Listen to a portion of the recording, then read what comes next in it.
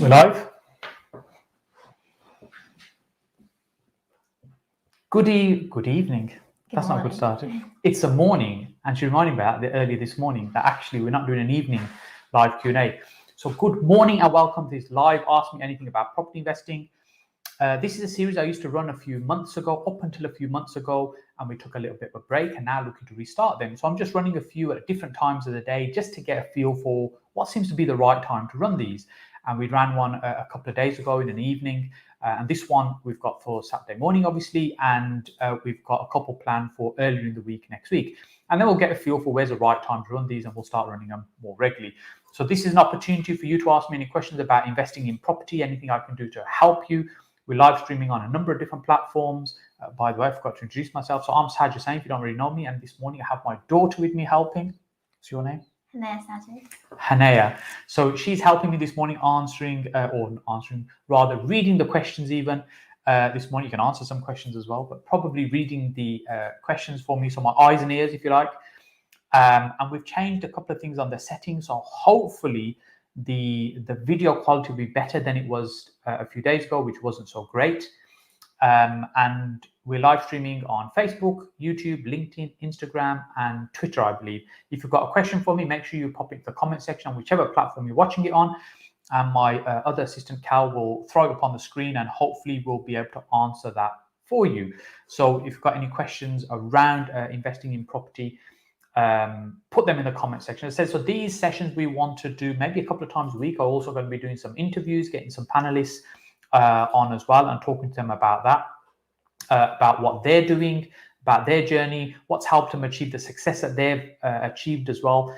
And one of the things I learned a long time ago is by understanding how people do things is one of the best ways to learn, also be inspired. So when I was at school, I think the only business leaders we had at that time, if you want to call them that, was Alan Sugar and Richard Branson. They were probably the only two entrepreneurial type of celebrity people, if you like, we had to look up to and look at what they were doing. But it's also very inspirational, motivational as well, learning about their journey and how they do things. So now, of course, with the world of the internet, we've got so many more people that we can learn from as well. And I'd love to get some people on here to talk to them about that. So Cal, let's get our first question up on the screen. So Hani, you can read that. So who's that from? This is from Abdul, and he says, what is a sufficient space for a room with an ensuite in square meters? So Abdul, I'm guessing you're talking about HMOs. So what's the minimum requirement for a room? So I think it's 6.5 square meters. You got it from memory. In terms of the smallest room that you can have. So the ensuite will be outside of that. So if your ensuite is another 2 or 3 square meters or whatever size bathroom you're attaching to that bedroom, that will be separate outside the minimum space. So essentially, in my experience, what I found, HMO licensing, when they're looking at it, the floor space, what they're looking at is anything that's not fixed to that room, i.e. your bed, wardrobe. You take all that out and then you measure what space you have available and a minimum sizes that are taken from there. Now, also you have to look at practicalities as well. I say looking at room sizes from a regulatory point of view and a practicality point of view can be two very different things, because a minimum room size, a small room, you're not going to get very much in there. So if someone's got a room where they've just got a bed in there and a wardrobe, they open the door and they fall into that bed, there's literally, it's not a great space for them. So the more spacious room you can have, the better it is. So we try and aim for absolute minimum about 10, 12, 15 square meters is our ideal size, excluding the ensuite. So the ensuite is on top of that. So the rooms could be maybe 18 square meters. Now, of course, you're limited to the house and the size of the house as well in terms of what space you have physically available within that house to be able to allocate it for what you want to do. And in the past, we've moved walls slightly just to reconfigure a property so that the layout works a little bit better. But it is important to think about how much space is it that you've ultimately got, and what's the nicest space that you can create that's going to be workable, that's going to be rentable, it's going to be desirable, that you're going to be able to rent time and time again, not as a one-off. So I hope that helps you with that Abdul. Thank you for that. So let's get our next question on. This is from Andrew, and he says, would you say that if I invested in a property now and kept it for retirement, will a repayment mortgage or interest only, which will be the best? So Andrew, great question there around which is going to be the right mortgage for you if you want to keep it for the long term, the property. And I said there's a few things to consider. And firstly, I have to caveat that by saying I'm not a financial advisor. I can't give you advice around mortgages, but I can share my experience and knowledge with you. And ultimately, what you want to do is sit down with an independent mortgage broker, whole of market one that can help you find the best products for you. But of course, if you have a little bit more of an understanding of what you want, it just makes it easier when you're speaking to a broker and telling them what it is that you want them to put into place for you. So when we're looking at an interest-only mortgage, essentially what it means over that period of time, we're not paying off any of that debt. At the end of the term, let's say it's a 20-year mortgage, you've got a £100,000 mortgage. At the end of the 20 years, you'll have been paying interest payments every month during that period, those 20 years. But at the end point, you still owe the bank £100,000. So none of that debt has been reduced over that period of time. It's still £100,000 that's owed. So if the alternative is a repayment mortgage where you're paying the interest each month, plus you're paying a little bit to reduce your capital, and over time, what happens is that you're paying down the mortgage. And initially, for the first few years, you find that doesn't really have much of an impact in terms of reducing the level of debt that you have. But then as time goes on, and particularly as you get towards the end, that gets accelerated and the debt gets paid off quicker. So if you're planning to just say, assuming keeping the same mortgage for 20 years, at the end of 20 years, the point being you'll have a property with no mortgage left on it because you'll have paid it all off. So you think that makes sense? Let's just do it that way. But of course, you've got to think about taxation and how that's going to impact you as well. Ultimately, some people do buy to let for cash flow. That means that generating income each and every month from those properties. But sometimes some people will invest in property because it's just for the long term, like a retirement, like maybe that's what you're looking to do, as you mentioned. So you don't necessarily need the profit from that property every month.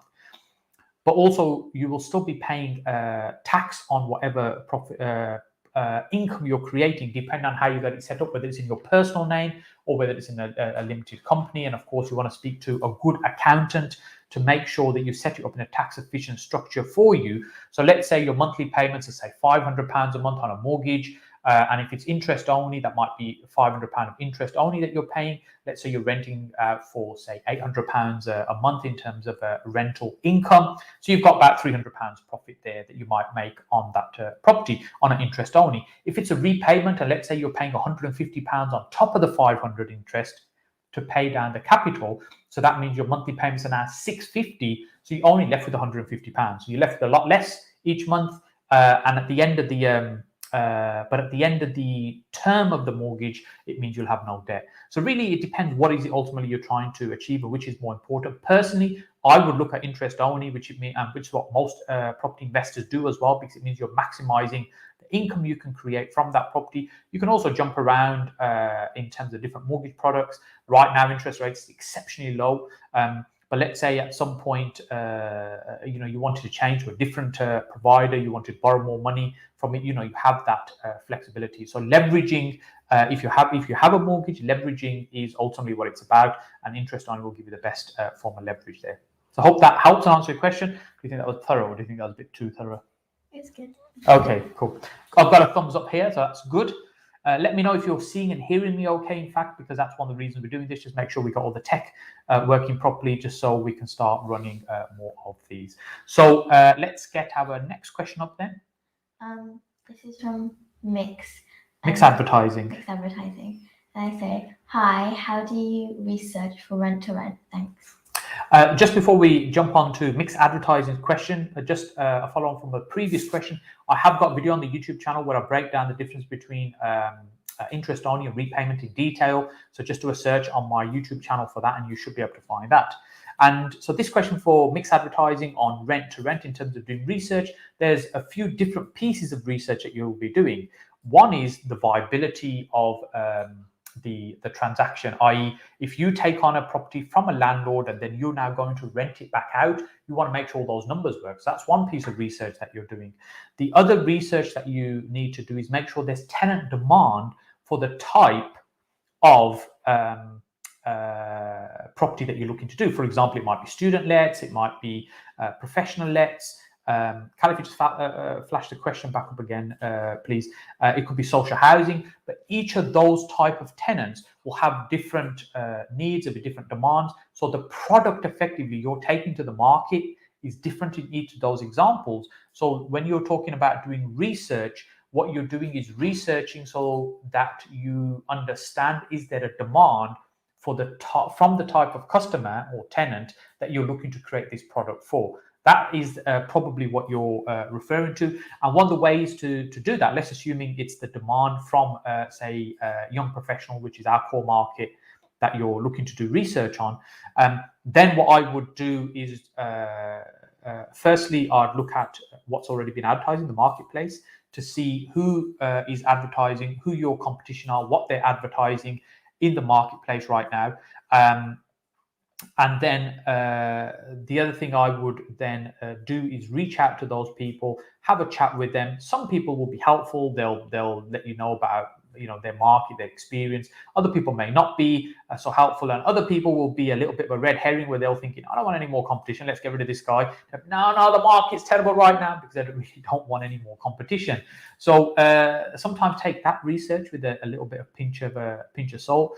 How many licenses are being issued for the type of property you're looking at in the area. Some people run dummy ads, but you've got to be mindful of that, because let me explain what a dummy ad is. First of all, that's when you put an advert up on one of the portals, and there's a few different portals you can use. When you put an advert up advertising a room in a location, and a room that doesn't really exist, just to gauge how much response you're going to get. And I know some people do that. As I said, you've got to be careful if that's something you are looking at doing, because many of the portals don't like you doing that, and can ban your account. So just be careful for doing that. So I hope that helps. Mixed advertising, I think it was from, wasn't it, on YouTube? Cool. So we've got one from Instagram. This is from Zaid Hussain, and he says, how do you estimate HMO conversion costs for a first-time property investors? Okay, so Zaid, when we're looking at a property to convert it into a HMO, just like earlier I was talking about products, that's the way you need to think about it. It's a product that you're taking to market. So when we talk about product, let's say we're talking about a car being taken to market to be sold. You can buy a car for a couple of £100, you can buy one for £20,000, you can buy one for £200,000. So there's always a range of products, because there's different types of buyers. So when you're creating your product, I think, who is the end user of this product and what is their expectations? So as I mentioned earlier, what we tend to do is target young professionals. We try and create really nice environments. We charge probably a higher rent than most of the people in this market. And that's the sector that we want to be in. So we create a really nice product, but we'll probably end up spending about £120,000 on a house doing that conversion and getting it set up. Now, it doesn't mean you need to spend that, because I know people that set up HMOs that spend probably less than £20,000 just doing the basic compliance, and that's it, because they're doing a much more basic product. Think about hotels as well. So you can stay in a hotel and you can spend £30 or £40 for a night, and you can stay in a hotel and you spend £500 for a night. What's the difference? It's the product that you're creating, or that the product that you're receiving there is different. So that's the factors, firstly, to think about. That makes the biggest difference in terms of who is it that you're trying to create this for, what do you want that to look like, and that will depend then how much you're spending. But your very basics is the compliance side you want to get right, which is most of it's around fire safety, such as fire doors, fire alarm systems, emergency exits. Other things to think about is the amenity spaces that you have, for example, the kitchen, how much space you have, the number of fridges, cookers versus how many people are going to be in the property, what lounge space is available for a minimum room sizes. These are the sort of factors that are need to be thought about. So I can't give you an exact numbers, but what I do have is a couple of videos on the channel, on my YouTube channel, where I talk about HMO costs in more detail. Just search HMO costs, and I think those should come up, and that should be able to give you a little bit more information on the costing. So I hope that helps. Zaid, I think it was Zaid Hussain, in fact, a great surname. Don't you think that's a great surname? Yeah. This is from Catherine, and she says, best way to get started on zero funds. Okay, Catherine, so this is a question that comes up quite a lot. So how do you start with no money whatsoever? And if you know my backstory or been following me for any period of time, you'll know when I started in property, I literally started with no money. So it is certainly possible. You're looking at an example of that right now. But is it easy? No, it's absolutely not easy. It is difficult to do, but it is possible. But you have to think about what's the best way to do that. So where I would start with this is thinking, what is it ultimately you're trying to achieve? And for many people, it's just less trying to get a little bit of income going. In fact, I think the video going out next week is on starting with little or no money on the channel. I think it is. Yeah, so I think it's next Tuesday's video on the channel. Don't quote me on that, but I think that's the one. This will be focusing on this particular strategy. So Catherine, you definitely want to look out for that. But essentially, what you're doing is you're first of all looking at strategies that give you control rather than ownership. That's where I would first start, and that's how I started. So what do I mean by that? So control would be, for example, let's say you're sourcing a property, you meet somebody whose property you're negotiating and you're looking to source that onto somebody else. You're effectively controlling that transaction in order to be able to find a buyer for it, sourcing, packaging, whatever you want to call it. But essentially, that's one way to do it. Now, that doesn't build you a property portfolio, but that gets you moving in the environment where there's other property people. It builds your knowledge, because knowledge is a fundamental part of making this work when you've got very little money. Because if you think about it, you're starting a business with no money. If you've got no money, there's other things you need to bring to the party to make it work. And one of the key ones is knowledge and how to do these things. So sourcing is a great way to do that. Then you've got strategies like lease options, rent to rent, as we've just been talking about now. You've got things like assisted sales, where you can partner with the owner of a property and effectively help them improve the quality of that property in order to sell it for a higher figure than they initially anticipated. You're taking the difference. With the rent-to-rent models, what you're doing, you're controlling the property, you're taking it on from a landlord, you're paying them a monthly rent, but then you're able to let it for more than what they were doing, because you're repurposing it, you're improving it, you're adding more value to what you're providing the end tenant, and so you're making a difference. So there's a number of ways like that. Now, I think it is next week's video that's out on the channel that'll be specifically on this topic, so make sure you look out for that. But it certainly is possible. It's not easy, but it is possible to do that. And once you start doing that and you build your knowledge and build your experience, the next step then I took is I started partnering with other people who started funding the project, because I've been doing this for a little while. I started finding good deals. I understood how they worked. I started doing little refurbs for other investors. And then during that time, what happened is I built my confidence, my knowledge, and then it was easier to attract funds for projects that we then started partnering with. So Catherine, I hope that helps. I hope that gives you a little bit of an insight how to do that. Let's get our next question up on the screen. This is from Stefan, and they say, what are the typical rental yields for commercial properties versus residential? Is it worth a switch or expanding my strategy to include commercial properties?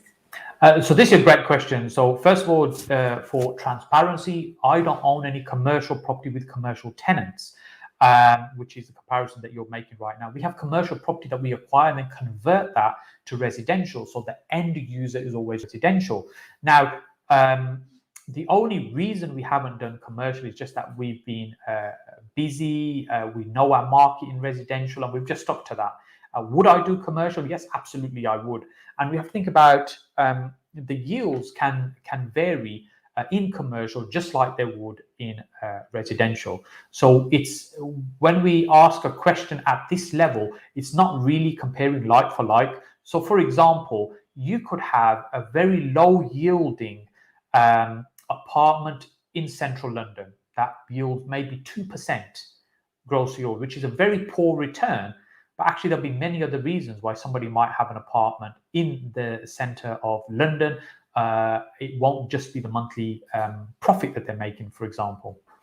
Then you might have, for example, a HMO that's producing, say, 15% return. Modest, not amazing, but a much higher return than the 2% we spoke about. But they're still residential. And in the same way, in commercial, you'll get different types of tenants. You'll get, for example, generally speaking, businesses that haven't been established very long. They're startups. little family businesses, those ones, your local convenience store, your hairdresser shop, local independent coffee shop, those are the ones will probably better generate you a higher yield.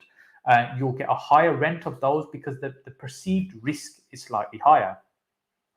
Then on the other hand, you could have, for example, Costa as a tenant in a commercial property, and your yield will be a lot lower, generally speaking, for that, because it's considered a much safer investment because the chances of them not paying you is quite low. It's just an example. So this way, it's very difficult to compare the two. I'd say you have to think about what it is ultimately you're trying to achieve, what's the objective, and having a mixed portfolio, I think, is quite important, rather than having all your eggs in one basket. Because over the last year, with the pandemic, we've seen a lot of change happen in the marketplace, and you have to think about, if all your eggs are in one basket, there'll be winners and losers. Some people will have suffered very badly through what's happened. Other people would have really benefited from what's happened in that situation with the type of accommodation they have. So if you have a mixed portfolio, it just balances things out. So I'd say ultimately, Stephen, it's about what it is you're trying to achieve and which is going to be the better way to do that. So I hope that helps. Are we going at a good pace? Not too fast? Good pace. Cool. Okay, so next one. This is from Fabio, and they're saying, can a student accommodation work as a rent-to-rent, or does it have to be a residential house or flat? I'm not sure I fully understand that question, Fabio. So the principle of, if you leave the question up for a moment on screen, Cal, the principle of a rent-to-rent is you're taking the property from a landlord, you're paying them a certain amount of fixed rent, and then you're effectively generating a higher rent from managing that property, renting out individual rooms, than what you're going to be paying the landlord. And the difference is the profit you're making minus your costs that you get. That's your basic principle of rent-to-rent. Whether it's social housing, whether it's student housing, whether it's professional lets, whether it's blue-collar tenants in a HMO, it doesn't really matter because the concept's the same. The point being, you've got to be able to make more money than what you're going to be paying your landlord each month. That's what it ultimately comes down to. And whether you take a house or a flat and convert it, the concept of rent-to-rent is just taking it on and re-renting it out at a higher amount. The easiest way to do that is taking on a property and turning it into a high-yielding HMO or a high-yielding service accommodation property, or a short stay. Now, those two are going to generate much more income than, say, a family house. But then if you're taking a family house, you've got costs involved in converting that, making it compliant as a HMO, you have furnishing costs. So your setup costs can be much higher. One of the ways that I found rent-to-rent worked really well for us when we started looking at rent-to-rent probably 8-9 years ago is we would look at what were formerly student houses. So these were landlords that had these as student houses for many, many years. And as the market starts to change and improve in terms of the quality of accommodation that students demand, the locations they want to be in, some of these properties, or maybe not in the best locations, i.e. not very close to the universities, those are the type of properties that those landlords are really struggling to let. So what that meant was those landlords are now becoming frustrated, and they were open to really just getting them generating some money, because they were missing the period where in September, October, new students start, and they wouldn't have any students that were taking their property. So they were really struggling. So taking on that property from those landlords and saying to them, look, I'll give you a guaranteed rent, £1,000 a month, whatever it might be. Then I improve the property, I spend money on it, make it much nicer. Effectively, I'm repurposing that product, and then I'm taking it to a different audience, and that audience being young professionals, because I know the location still works for that, even though it's not close to the university, but that's not really my target.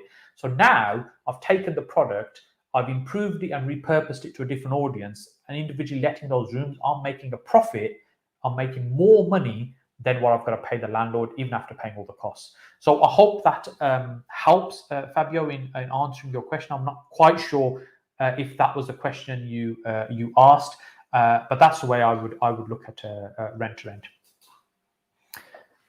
Our next question.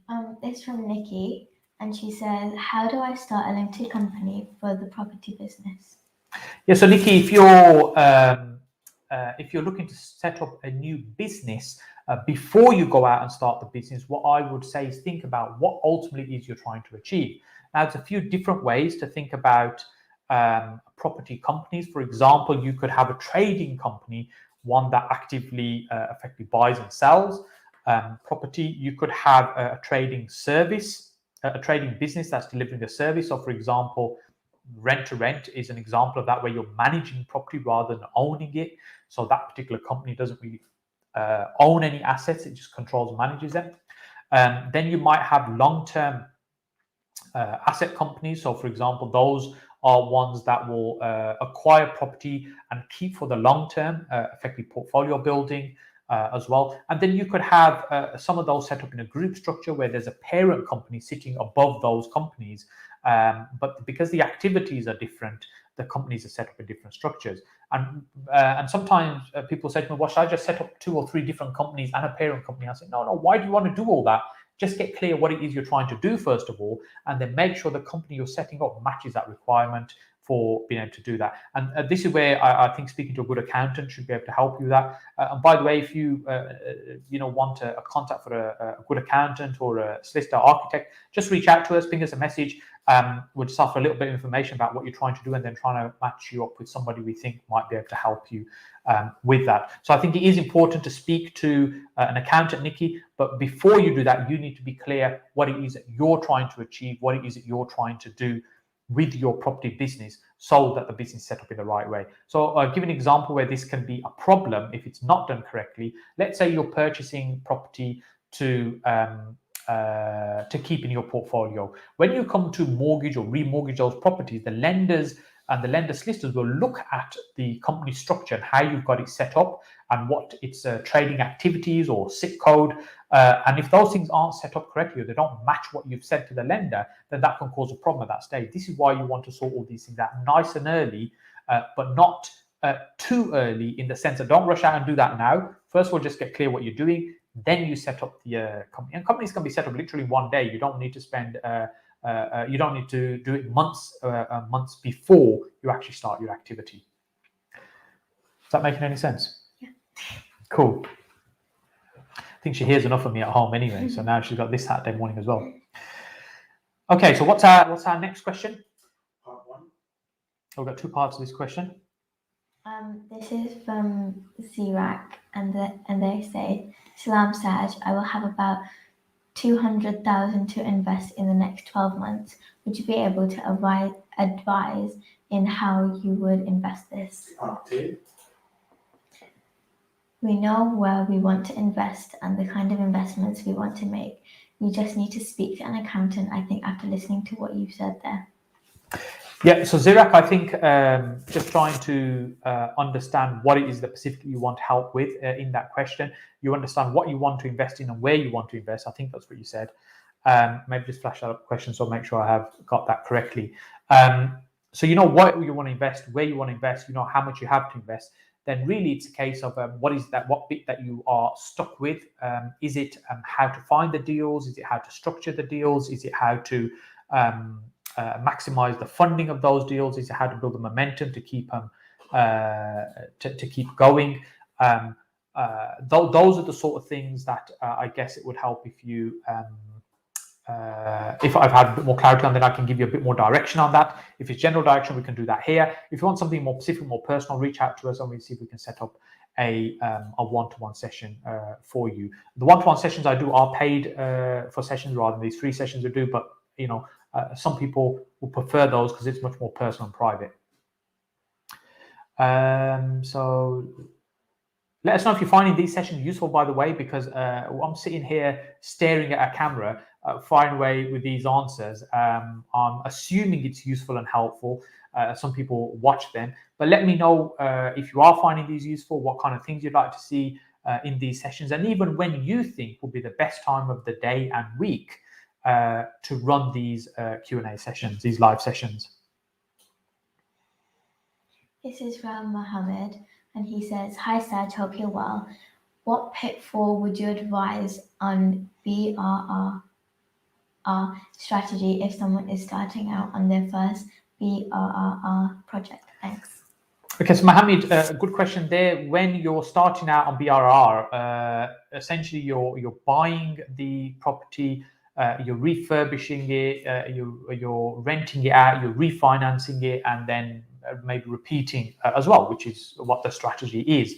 So you have to think about the end objectives. My favorite place to start is the end.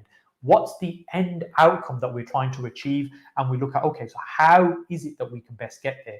So with this particular strategy, the end outcome we're trying to achieve is you end up with the property, you have a rental profit from it every month, but you can extract as much as your initial investment back out of it and have a minimum amount of money, if any, left in the property. That's essentially what we're trying to do. Then you repeat it and you keep growing using that method. So let's say you did 2 of those a year for the next 10 years. That'd be 20 properties you'd end up in a portfolio that you'd build up. And if it's a long-term thing that you're doing, that in itself could be quite a nice business and portfolio to build. So what are the challenges, or what are the things that most people get unstuck with? I think a lot of the mistakes happen at refinancing. So when they go to remortgage, they find that actually some of the things that they thought and assumed would happen aren't necessarily the case, or for example, one of the most common ones is they're not hitting the valuation. So they were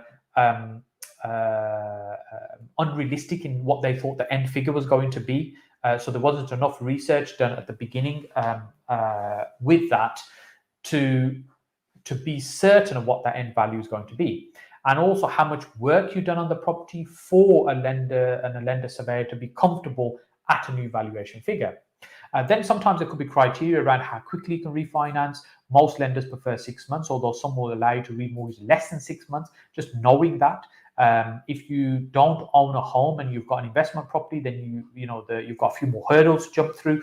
So the refinancing stage is the bit where I think many of the people get unstuck. But I think a lot of that happens because of lack of poor planning, because they haven't researched properly the comparables, the costs of refurbishment that may be required. And on refurbishments, it's not unusual to get unforeseens. As you start working on properties might be 100 years old. And when you start taking them apart, you find other problems that you hadn't anticipated and expected. That means your costs start to go up as well. And also when you're buying the property, buying at the right price will certainly help. People talk about you make the money when you when you buy the property, and essentially what I mean, you're buying at the right price. If you can buy a little bit of a discount, and this market that can be tough, it's not so easy to do that. But if you are able to do that, that also reduces your risk in the deal because you've built in more equity from day one. Mohammed, hope that helps and hope that answers your question there. So we've got time for one more. So this is our final question this morning. So Carl's looking at me, want to squeeze one more in. Okay, so we'll do. This is our second last question this morning that we'll do. This is from Amrit, and she Amit. said, Amit, and they say, "Hi Saj, I'm 20 and just starting out. Unfortunately, I've had no guidance up until now, so I've done all my own research. Do you provide any sort of meetings?" So Amit, good news and not so good news. The good news is, yes, we run property networking event where we've got about 100 people every month in the room. The not so good news is we haven't been able to run those for about a year and a half. But the other good news is we hopefully will be starting them again very, very soon. We're just trying to sort out the venue in terms of where we're going to run them, because we want somewhere where we can get 100, maybe 200 people together regularly every month in Birmingham. And previously we had 100 people, then we'd sell out every month. So getting a venue that's suitable and accommodates us and accommodates our needs is a bit of a challenge at the moment. But as soon as we can get something agreed there, I think we'll be restarting our events. And really the purpose of those meetings is to bring people together that are interested in property, that want to learn about property, to meet other like-minded property people, to network with, but also learn from myself and other guest speakers that I'll bring on stage to share their knowledge and experience, often specific expertise that they might have. So in the past, for example, that's been in planning, it's been commercial property, it's been in sourcing, compliance, various different things. And again, that's a format we'll continue to do, have experts in talking about specific topics, helping you with your property journey, helping you connect with other property people. And when you've got big aspirations and big dreams, And surrounding yourself with the right people is so key. Often, we can be surrounded by people who are not necessarily on the same page, and really they can be dream stealers. And the reason they're that, not because they want to be negative with you, is because it's beyond their thinking and understanding and their aspirations. And they want to protect you, and they don't want to see you get hurt. And they'll say, look, don't do this, or don't get involved in that, because they just don't want to see you get hurt. But when you're surrounding yourself with people of the similar mindset, it means that you can bounce ideas off somebody that also understands and relates to what you're doing, because they're thinking the same way as well. So that's really what we want to try and do when we have these networking events. We've also been working on building our training studio as well, which hopefully we'll start running our first event from there in a few weeks' time as well. So look out for that as well. But there'll be much more training. The training sessions will be much smaller in terms of a maximum of 30 people in the workshops. So Amit, I hope that answers your question there. So we're taking the final question from this morning. So the final question from this morning. This is from Catherine, and she says, how can I get your one-to-one?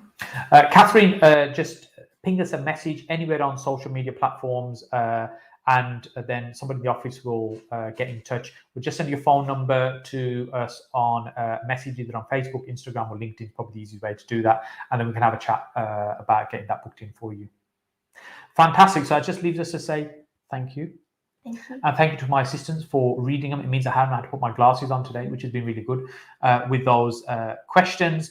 And hopefully we'll be back again in a few days' time running more of these sessions. But it says I want to try and work out which is the right time of the day and the day of the week to run these sessions. And we've got a lot more interesting things planned to do from this studio in terms of live sessions. So thank you so much, and look forward to seeing you again very soon. Bye.